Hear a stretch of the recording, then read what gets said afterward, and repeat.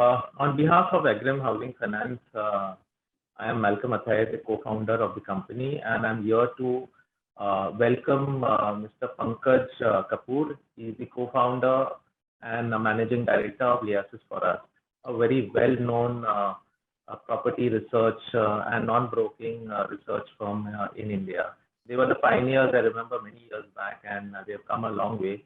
They have now put up their own valuation site called propertyscience.com, which is a very data-driven analytic platform to drive property valuation dissemination of data. Welcome, Pankaj. Thank you so much. Thank you. Welcome for calling me. Okay. So I would like to start with a very rudimentary note. I mean, we always talk about technology in every aspect of life. And how is technology used in the property valuation services? I mean, you are one of the pioneers, so you would like to know more about it. Yeah, in fact, it's a big enabler in a sense, like, if you see the mortgage industry's penetrations in India is very small, and it is slated to really grow quite a lot. And we have early requirements coming from some of these lenders who actually wants me to start capturing your data in the rural Indias because they are expanding in those particular segment and the data is not available. And the valuations and the resources who can carry out the valuations is also lesser available. So in a manner, that technology is the only way forward for the expansions of the lending and credit in India in that sense. And I'm saying that there's a pandemic has triggered, but even before the pandemic, as the industry and economy is growing, I think we are adopting technology much faster than we have done ever. And it's a big enabler. And if you see even the way we've been able to fight against the COVID also quite a lot. If you see the COVID app has been able to really help, and where it has integrated the data of the people who have taken their vaccinations, certifications, and every other thing can be monitored, and various party got integrated. So in that sense, the technology has really played a big role. And I think in the valuations and the mortgage and credit areas also, it is moving quite a lot. Number one thing, it harvests the data, it integrates the data, it converts the reports into the data. And the moment the data it is in the form of the data, and then everything is flows, the workflow goes through the technology where there is various stakeholders are connected, whether it's a lender, valuer, borrower, everyone is connected, and it is seamlessly, all the data is moving through that. You can probably do wonders in the sense like you can save time in carrying out the valuations, like the earlier rudimentary method of carrying out the valuations where the assignment is assigned to the valuer who goes onto the field and he prepares the note and the report, and the report is submitted, and the lender can't really see it back after 10 years or 15 years if he wants to refer it, because he has to go into the files and all those things. It's not in the form of the data. Technology actually is integrating every single thing. It's in the form of the data. It is increasing the convenience. So in that sense, it's going to really play a big role in the sense of helping the mortgage industry to expand, saving costs, bringing efficiencies, all of those parameters which is there. And apart from that, it also brings in or removes the opacities. So I'm saying that technology is a big enabler, and technology is highly essential. The way the pace at which the mortgage and credit industry is growing, everyone will have to adopt, and I think it has played a big role in that sense. Yeah, that was very insightful, Pankaj. I have also been party to a lot of these discussions between credit and business teams on the property valuation. Now we come back to the basic thing that we all are home buyers are always looking at. Home is like roti, kapda, or makan, and makan is one of the basic necessities. And I think everyone at one point in their journey has always embarked on buying a home. So what would you recommend as part of the things that they need to be mindful of as a home buyer regarding the value of the property? What do you think in terms of because the value defines the price and the negotiations that follow? Yeah, property is a complex subject. Like the value is dependent upon various parameters, which is and very hard to really compare these particular properties. Like two property adjoining each other, we have a different attributes of the property, different loadings, super built up to carpet area loading. That's very big deceptions which goes on to the market. You would find that locality has its own impact on that. Like in two different localities, and some locality has certain advantages, disadvantages, social, physical infrastructure.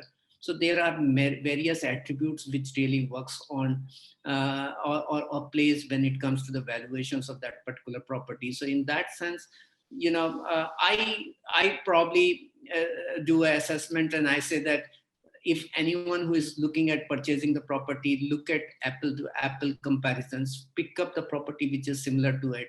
But even after picking it up, see the loading factors. Second point, I always say that, they should look at productive pricing and the valuation. So sometimes what happens that prevailing comparables, becomes a highly deceptions, because there is one builder who actually has got wherewithal and he doesn't want to really sell the property in time, and he can hold the inventory, so he jacks up the price. If you're comparing that with another property which you are purchasing, so it can become you may overprice the property and then pay more price to this. I always see that there is a very interesting yardstick, which is a rental yield. So if a efficient market maintains 5.5% rental yield, but in the prevailing conditions and all those things, it came down to as low as 2.5 and all. But I always say that if the rental yield is below 3.5%, you always have a downside pressure into the property prices. So one can really look at this as one of the yardstick in order to assess that. There's one more aspect which I always see, that the people sell the promise. Like, there is a airport has been announced in a certain geography, and then they say that there is a future appreciations, and then because of that, high price property is or you pay higher price than what is justified. I have seen that the price of the property or the land is determined by the weight on people on the land. The density, see the rental yields, and see the loading factor. These are the three important parameters which I would suggest a home buyer should look into. Yeah, that was very useful for our viewers. Thanks, Pankaj. Now coming back to something related to the business that Agrem Housing Finance is into. We are catering to the economically weaker section and the lower income group. And what we see is the varied types of issues that are there. One is the varied types of structures. Yeah, right from normal apartments to land and self-construction to different types of structures and so on. And there are varied approval authorities, right, from the panchayat to the Zilla Parishad to also the town and country planning. And if the municipality comes within that, then yes. So any recommendations that for our customers, like how to standardize certain understanding of the properties, and any recommendations for the authorities to standardize access to housing for these types of customers? It's a very complex thing in a sense, like, unless we have digital DCR available, development control regulations, and it's a digital data, especially spatial data, which is available, where when you put the address of those properties, that's what kind of land use and what is the applicable DCR. And in fact, some of these municipalities and the government authorities like PMRDA and MMRDAs, they have already done the auto DCRs. If they make it public, it will become really quite useful. Otherwise, it's very difficult. When we are using the property science portal and all those things, there are certain parameters we have considered, like, if it is a ground +2 building and then nearby buildings are ground +7, then ground +2 or 3 buildings, I can probably give a proxy and say that it may be likely a Gram Panchayat approval rather than municipality approvals or authority approval in that particular sense. But having said, those are actually assumptions and we may go wrong. The right approach is that the digital DCR through which it can be mapped in that sense. And I think that's how the developed world has done. And I think India also, many municipalities and development authority has started working towards it. So I'm saying the next 3 to 4 years time, I think the major geographies in India would be having the auto DCR or digital DCR available, where we can do the due diligences, at least the land use and applicable DCR would be available. Beyond that, when it comes to the lower income group, I think the government has done remarkably well by promoting PMAY and CLSS and all those kind of schemes. I think those should continue and they should do that. But one interesting parameter I have looked at in past also, where the affordable housing has failed to happen in the true sense, largely because high land cost has pushed the affordable housing into the peripheral regions, and which becomes highly interactive. People buy on the basis of where they work. So if the travel time and these locations are actually not well connected, especially connected and interactive land is very essential for affordable housing, even for the lower sections of the societies. Affordable housing sections, if they can give further relaxation in the stamp duty and GST, and although it is 1%, but having said that, if they waive it out, it's very essential. Some of this time we have seen that the people can't really put in their own equity. There can be a certain measures through which the deferment in the payment of their own equities to own the property can also be beneficiary for affordable housing aspirants. Yeah, that's true, Pankaj. I think I couldn't agree more with you. The last question for today I wanted to ask, everyone, we are all committed to a very green economy.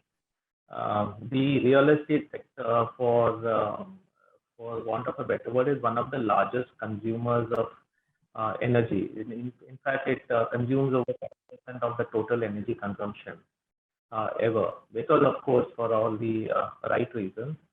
But having said that, the rate of growth of this consumption is growing by leaps and bounds, and it's expected to increase by 3x over the next many years. What does the real estate need to do to become slightly more green in its approach, and maybe be part of the ensuring that there is a zero energy type of net energy consumption in these sectors?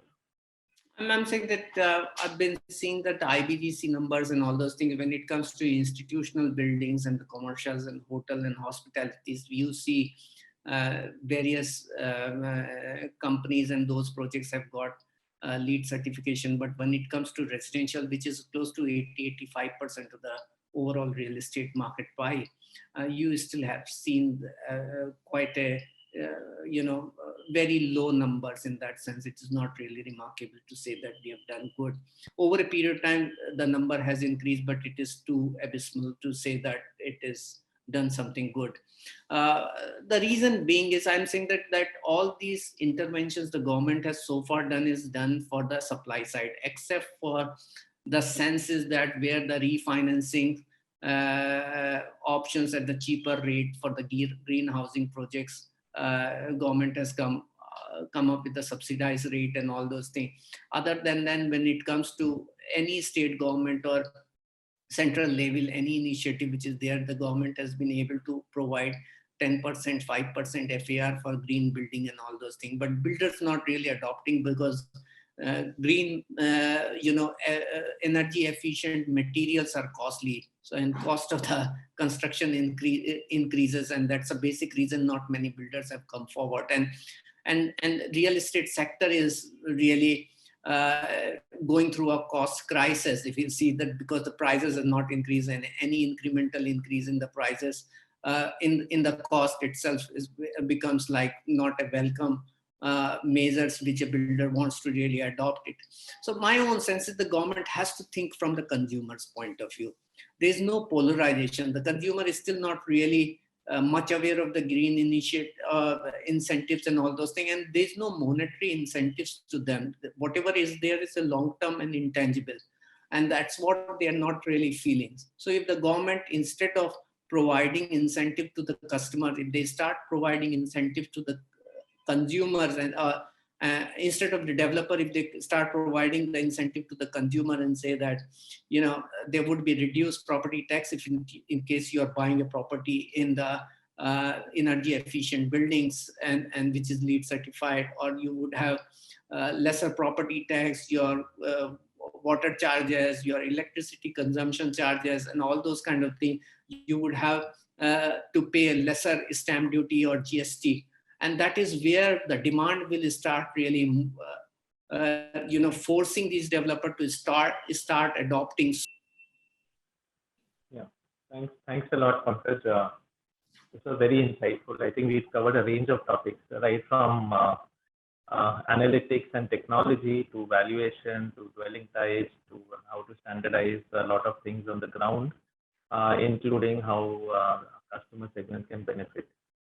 Including, of course, greenhouse emissions and how to lower that. It's really insightful, and thanks a lot for your insightful views and advice. And I'm hoping our viewers benefit a lot from this. Yeah, thanks a lot.